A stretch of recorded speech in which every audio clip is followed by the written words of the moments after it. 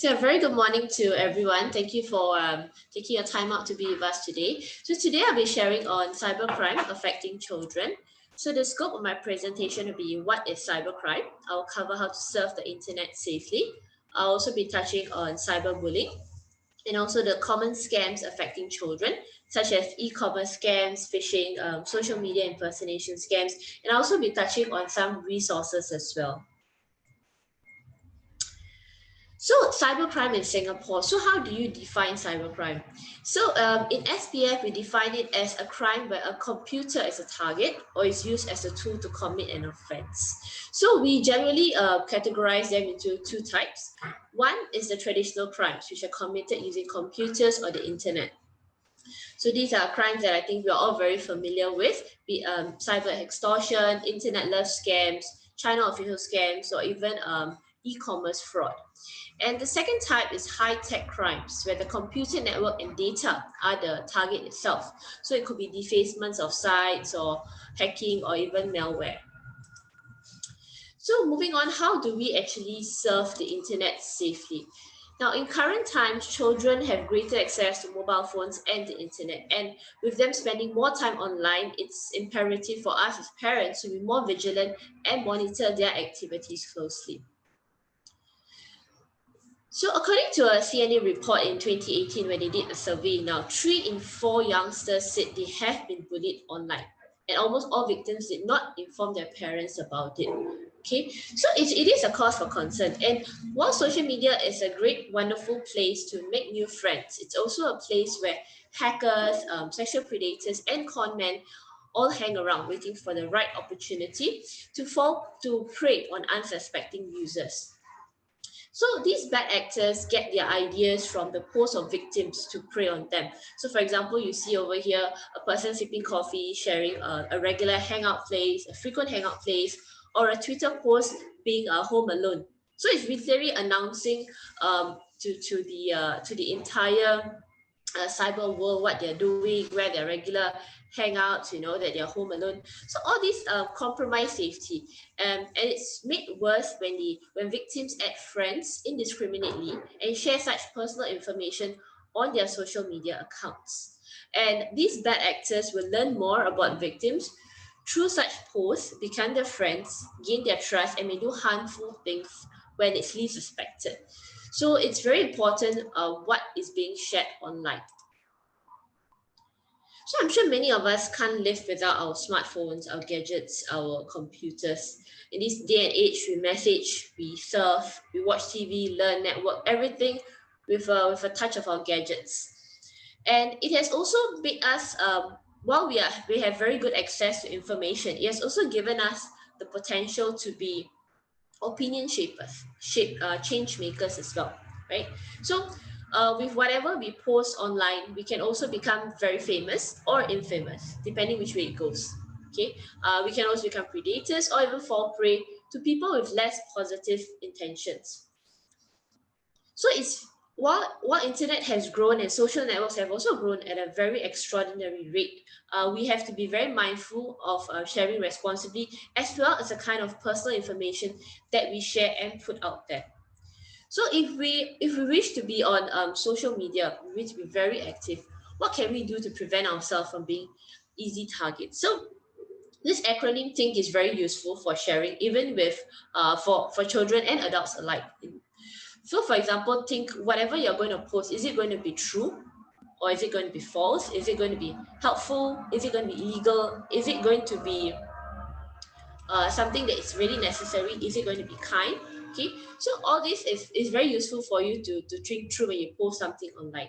And if you decide to be very active in social media, what you can do is to minimize the use of your personal information, or for example, the kind of profiles you use for password verifications or for phishing attacks. You can avoid listing your personal information, for example, your date of birth, your hometown, or even your primary email addresses. You can also work on locking down your privacy settings and only inviting people to your network if you know them or you have met them before.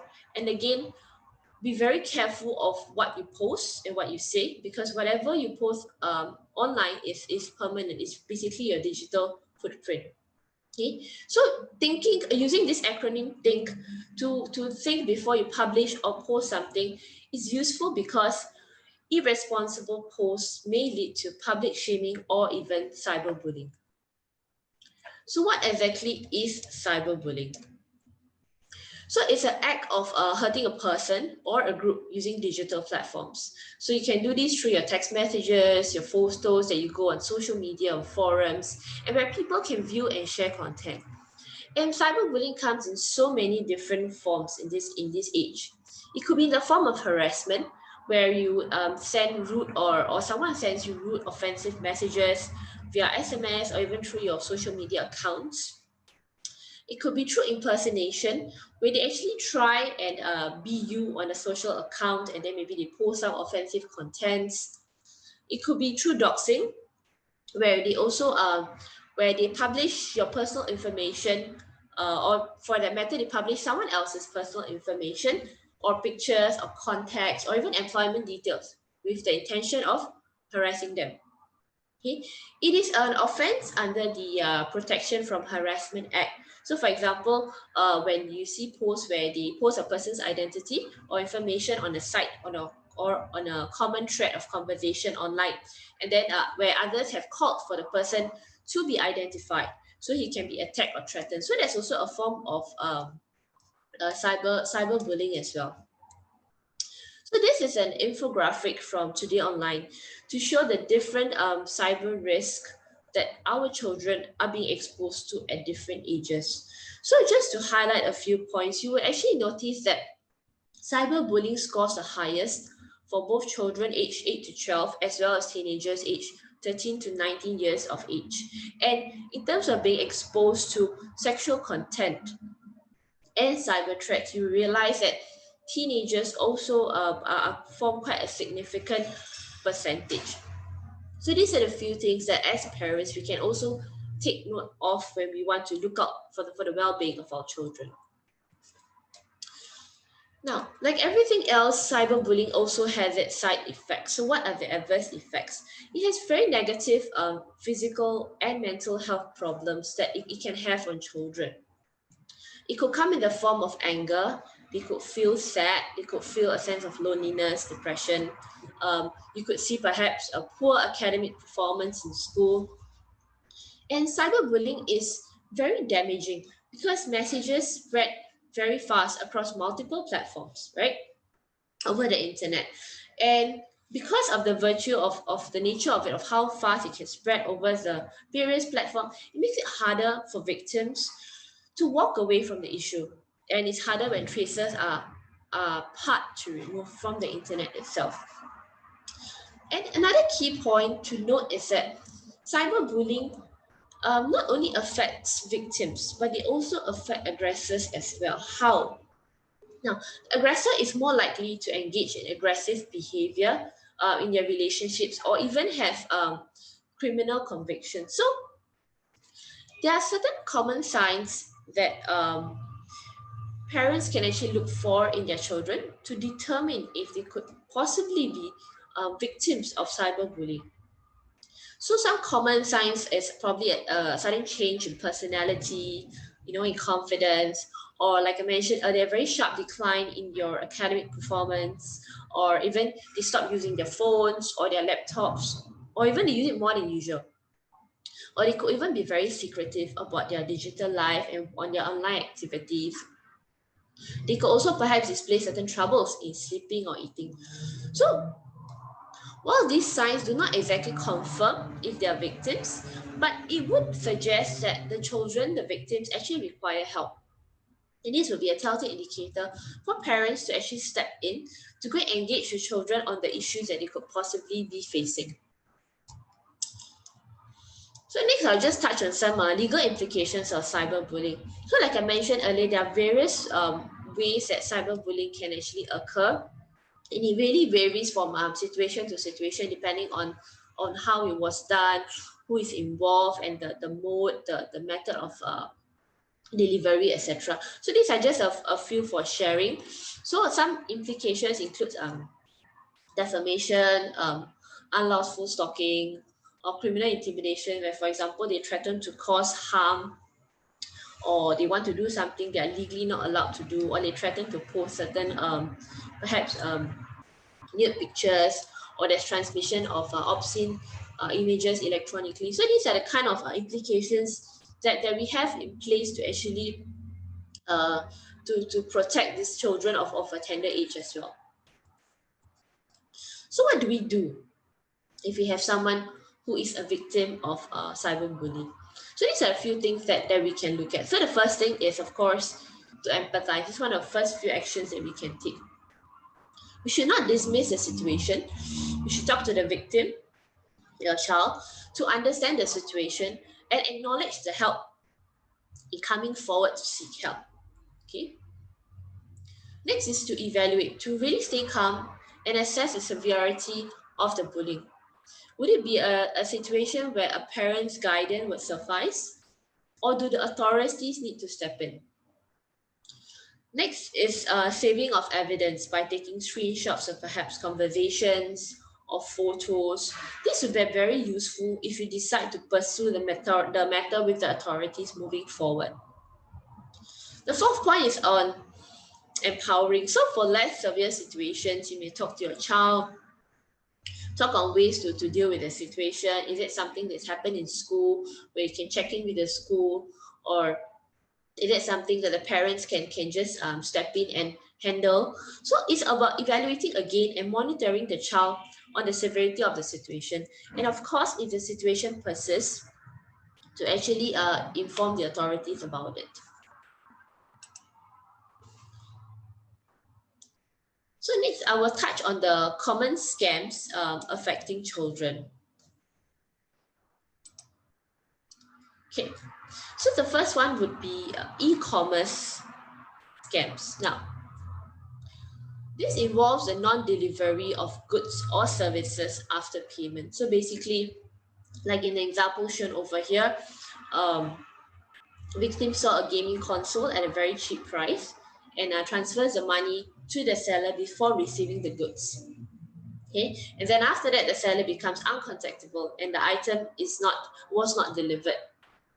So these are certain e-commerce scams that we see common among youth as well, because online shopping is very convenient, especially in the current pandemic situation. So we do see more of this coming up as well. So this is another screenshot where an order was made, and then our victim was told to cancel the order and to order with the perpetrator via WhatsApp.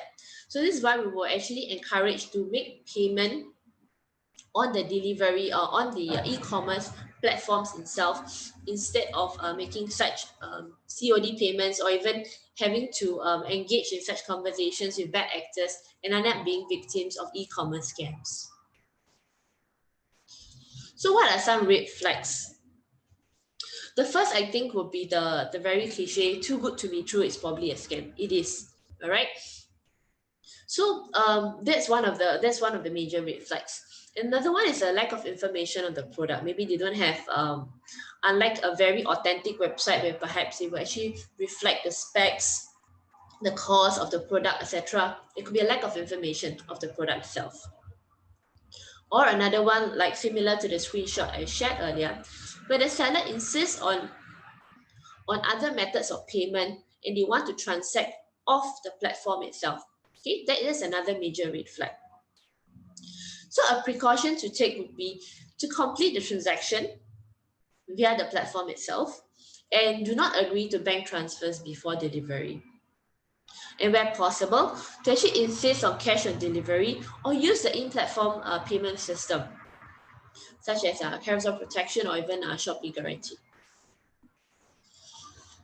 So next, I'll be touching on phishing scams. Sorry. Okay, now phishing scams are quite rampant and they come in various forms. So we really have to be very careful, because it could take the form of fake advertisements, for example, on social media, or even it could even appear on e-commerce platforms, where they will actually share that they will actually offer you and entice you with lucky draws, with mobile phone promotions from banks, or even Grab coupons. So what happens in these cases is that victims will actually click on the URL links in these fake advertisements, and then they will be redirected to a fake website. And these websites can really look very authentic, like an authentic bank or authentic particular e-commerce platform, and they will ask you for certain information like your mobile number, your banking details, or even your one-time passwords, your OTP. And victims only realize that they have been scammed when, number one, they realize that there have been unauthorized transactions in their bank accounts, or they realize that there have been unauthorized transactions in their GrabPay accounts. Okay, so this is an example of a fake advertisement on a social media platform. Okay, and this is another one. Okay, so they tend to be very these bad actors, scammers tend to be very in tune with the current trend. So for example, if you've got a new item, new gadget coming up, they tend to ride on that wave and tweak their MOs according to that to fit their scams. So we really have to be very mindful of such too good to be true deals as well. Okay, so this is another one where it tries to imitate a banking platform as well. Okay, so for these scammers, there's another variant of phishing scams where they impersonate as bank staff, where perhaps you can get a phone call saying that, you know, we are from a particular bank, we need to verify certain information. But these scammers, they can actually use caller ID spoofing technology to mask the actual phone number to display the bank's number and logo as the profile picture. Okay, so I'll actually share with you a very quick video on an actual conversation. Okay, and do note that you will see a foreign number as well as a logo as well.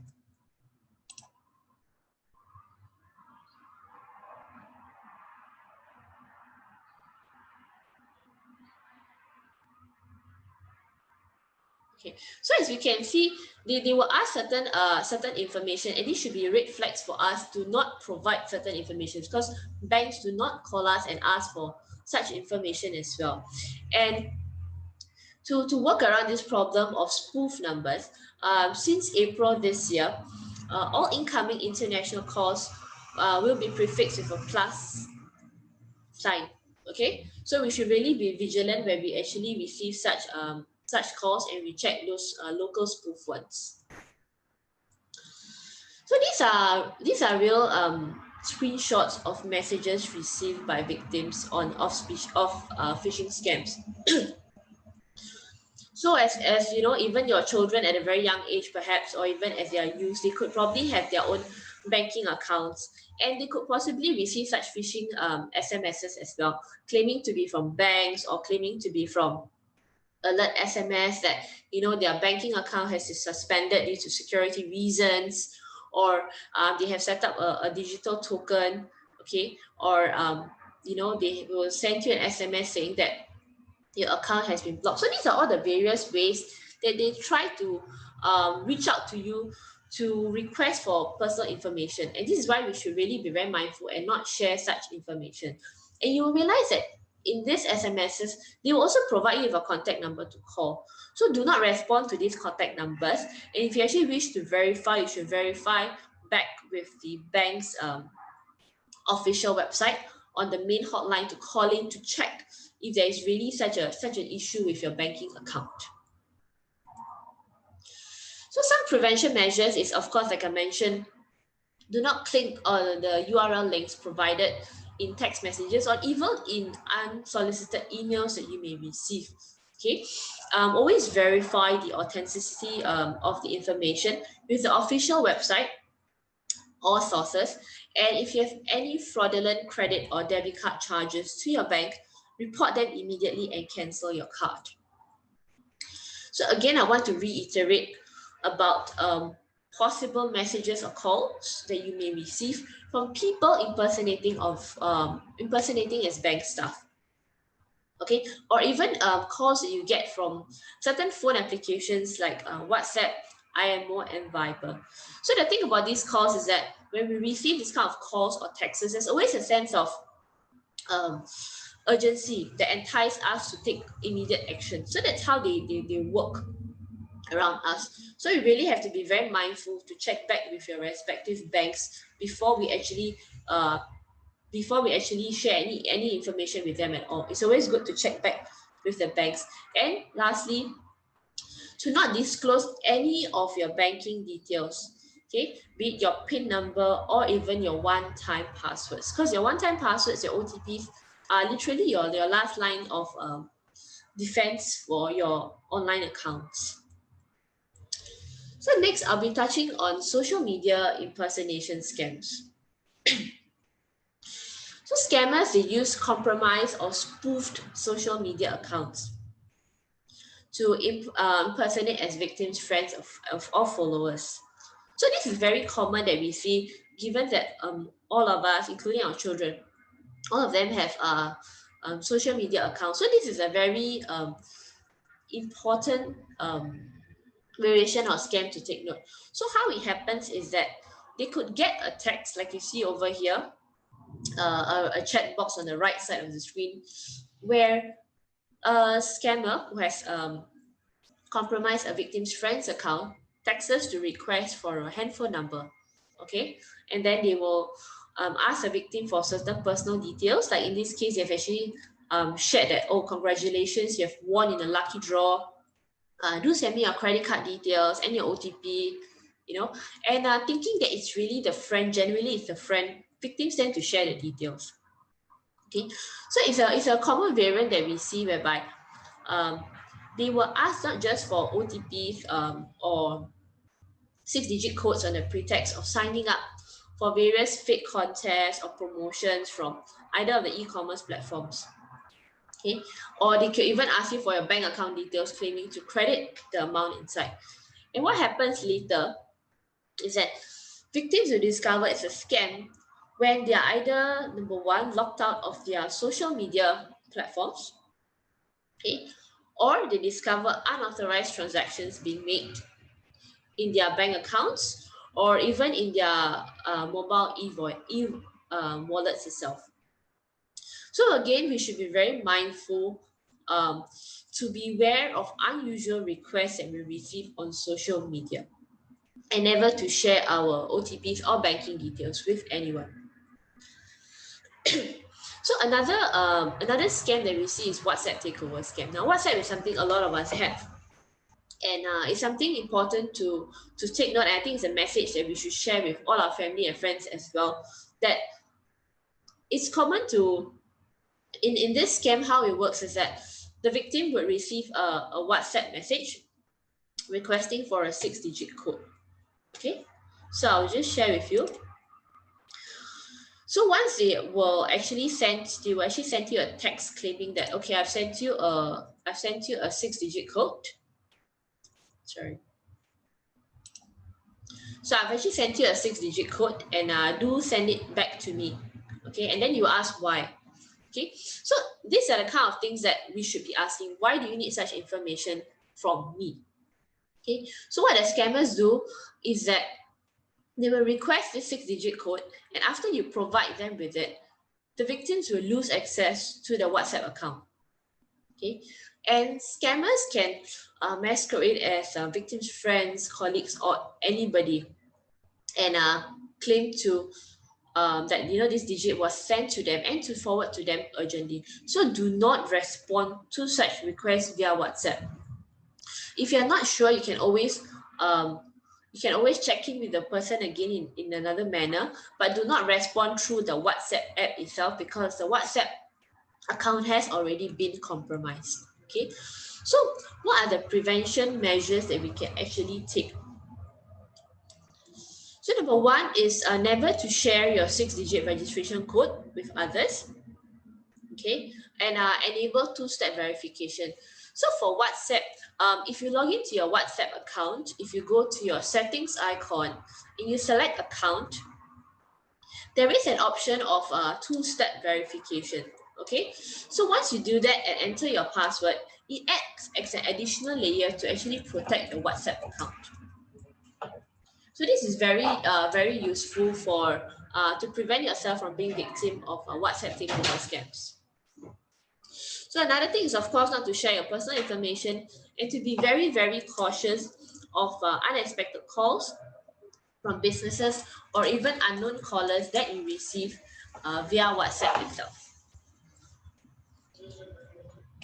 So what are some of the resources that are available online? So in your own free time, do take a look at all of this, because out there we really have a wide range of resources to cater for various target groups, even for the various scams and cyber crimes that we see outside. So for a start, there's a cyber scam alert website. Okay, so basically the scam alert website, it carries the latest scam trends and prevention measures that you can adopt to prevent yourself from falling victims to scams. There's also an option to sign in for alerts, and if you go in, you can also there's an option of a share story. So basically, you can actually read past experiences of victims who have been scam victims themselves, and they've actually put out their experience out there for sharing. Okay, so Scam Shield is a new app that has been launched. Okay, to block scams. Now, it's a free mobile app that has been developed specially to filter scam calls and messages as well. So what it does is that it checks against the incoming SMS messages and calls against a list of known scam numbers and filters them if there is a match. There's also an AI that works in the background to identify scam SMS messages by spotting certain keywords commonly found in such messages. Currently, it's only available on an iOS device, and you can find it in the App Store. Now, Have I Been Pawned is a useful site for you to check if your email account has been compromised in a data breach. So you can scan the QR code, go to the website, and if you key in your email address, and if, for example, it has been breached in maybe a e-commerce platform, or it's been breached in a particular gaming site where you've actually stored your information, uh, you would know about it, and then you can also subscribe to it such that if at any point of time your email address is being breached, they will actually send you a notification to let you know. So now what happens if you go in and you realize that your email address has been compromised in a data breach? So the first thing to do is to change the password that is tagged to this email address, and to change this same password that is being used for other online platforms and accounts to prevent further data breach as well. Okay, so we also have the Singapore Police Force social media. Now, you may follow the SBS Facebook or Instagram page, where we will share the latest crime trends, latest scam trends as well, upcoming activities, and roadshows. There is also the National Crime Prevention Council Telegram and WhatsApp. So they also share on the latest updates on scams. So you may also follow them to keep in touch with the scam landscape in Singapore. Okay. So another useful resource is Go Safe Online. So it shares the latest on various cybersecurity issues, and it also has very useful videos and resources like handbooks and toolkits as well for you to look through. Another good resource is the Media Literacy Council. So basically, be it you're an adult, you're a parent, you're a youth, you're a teacher, educator, there's something for everyone, and they cover a range of topics as well, be it cyber safety, cyberbullying, online scams, protection of personal data, how to use internet responsibly. So they've actually catered a range of resources as well that y'all can go in and have a look. Okay, so with that, I've come to the end of my presentation. Vanessa, over to you. Thank you. Thank you, Patricia. Okay, so can I invite everybody right now to just submit their questions if they have any? Okay, so Patricia, I think we have one question from Arun, if I pronounced your name correctly. He asked, when is ScamShield going to be available for Android devices? Okay, it's still in the development stage. So once it's out, we will actually share it lah. Yeah. Okay.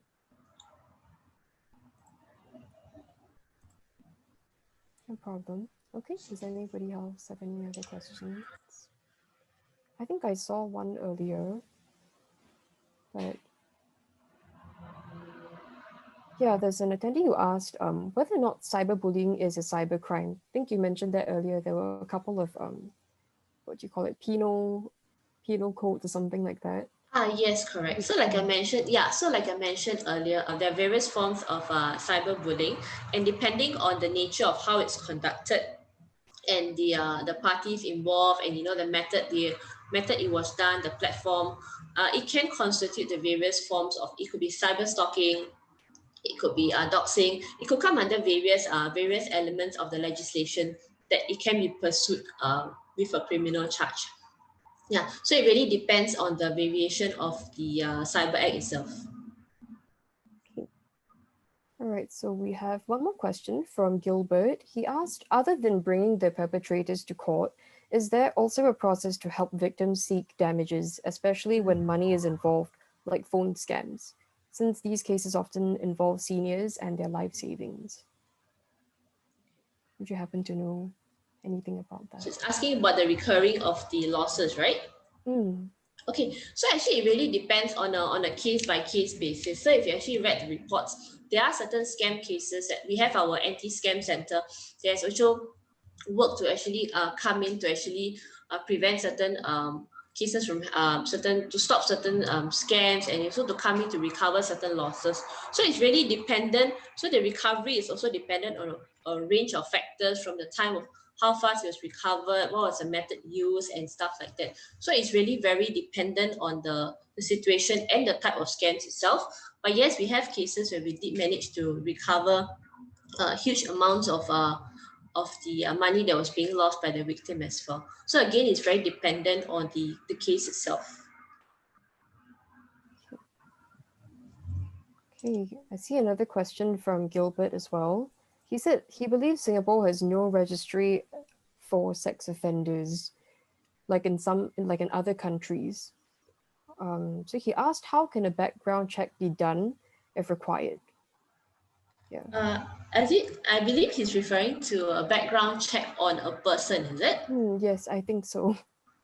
Okay, so I mean, we do not have such facility where you can do background checks of a person, but of course, if you're in certain entities and organize, okay, as a layman, you may not have access to such facilities, but of course, if you're in a particular entity or organization that requires you to be of a certain decorum, to hold a certain code of conduct, of course, I think there are necessary screenings that will be done. But of course, these facilities will not be available to the larger public. Yeah, Okay, yeah. that answers. So I also know that there's a question about the resources, right? If you're from a particular perhaps entity or organization that you're looking at educating your target audience, be it your staff or your children, on such related issues, be it things cyber security, or is it cyber scams, then I think it's something that you can write into us. So for example, if it's cyber security, it's under CSA, or if you want to have such crime prevention talks on cyber scams, then you can reach out to your local neighborhood police centers to actually work out a talk to actually share more on this as well. That answers. Okay. Okay, there's another. Wait, So, a few so I more. think some of them ask for QR codes, right, for the Yeah, WhatsApp and Telegram. So maybe I'll just flash that out for you all.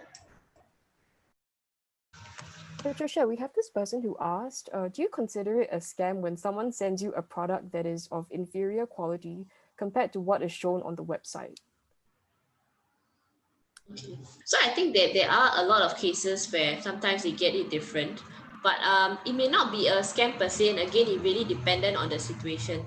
Is it a case whereby I mean we have seen common cases where sometimes the item post is actually maybe zoomed in, and then when you get the actual item, it's a bit smaller, or a certain inferior quality. So these kind of things happen, but it really depended on the nature. Is it something like a lot of people are getting it, or is it a one-two off? So again, it's very dependent on the situation itself. It could just be a breach of it could just be a contractual thing, or it could be just a breach of agreement versus what was promised versus what was delivered. So again, different variation. It may not be a scam per se, unless we are looking at a lot of people falling for it, or there's a different variations. So very dependent on case by case basis as well. Yeah. Okay, so one more person asked, let's say if someone is getting cyber stalked and this really affects their mental health, can they actually report this to the police? Yes, definitely. So like we shared earlier, if the situation is very severe, and you should inform the police, and it's very useful to report to the authorities with all the necessary evidence you have. So be it maybe it's conversations, or maybe sequence of events, chronology, or what are the acts that has been done and stuff like that, and to definitely report it to the police. Okay. Okay, so I think we're all well aware that we shouldn't share personal details such as like banking details or one-time passwords to prevent ourselves from becoming victims of scams. Can we just ask maybe like what are some of the other data that we should be careful about as well? By and large, we should be very careful of our personal data in general. Okay, so be it your banking details, your one-time passwords, your date of birth, and everything that goes out can be used against you. Because there have been cases where, so while we are aware that if you give out your OTPs, you can have your WhatsApp being compromised. You give out your banking details, you can have unauthorized transactions in your accounts. But even small details like your date of birth, or things you put out there, can be used against you. Like there have been cases where bad actors actually go through all this information, like I shared earlier. They go through all this information, and they use it. They can actually use it to hack into your accounts, because very often people tend to use such information, such personal information, to incorporate into their passwords, right? Like they use perhaps their pet's name or their date of birth, and it's very easy to actually hack based on the combinations of the passwords, based on this information that they actually openly provide over there. So in general, is the more you provide over there, the more vulnerable we actually become as well. So do be mindful of all this information that goes out there. Yeah. Okay, thank you. Okay, maybe just one last question from Shannon. I think it's a good question to end the session on as well. So she asked, is the police or the government responsible for... hold on, the question just moved. Okay, I think so. Basically, she's asking whether or not the police and the government is more responsible for preventing cybercrime, or whether or not that responsibility falls more on the individual. So maybe Patricia, you can share on like what both sides, what's the role that both will play in this. It's a role that every one of us has to play in our own capacity. Okay, so while as a entity, as a government, as a law enforcement agency, we are going out with a lot of public outreach efforts. We've also worked with the National Crime Prevention Council to come out with a anti-scam campaign called Squat the Sign, Stop the Crime. So we are going out with a lot of visuals that you see everywhere as well. You see us on our Crime Watch. We have anti-scam segment where we also share on this kind of crime tips. We're going out with a lot of interactive videos as well to remind you. And also, I think on the individual perspective, while we are going through all this, I think this session is also a very good example that we are having these sessions to reach out to people. And I think all the participants today have also taken their time to participate and actually listen to all this. So all of us actually play a very important role in scams. So I think it's a very concerted effort from everyone to actually chip in to actually spread the awareness, sharing this message with your family and friends, and really to prevent any one of us from being a victim of scam actually. So I think it's a very holistic effort, and a role that each of us has to play very actively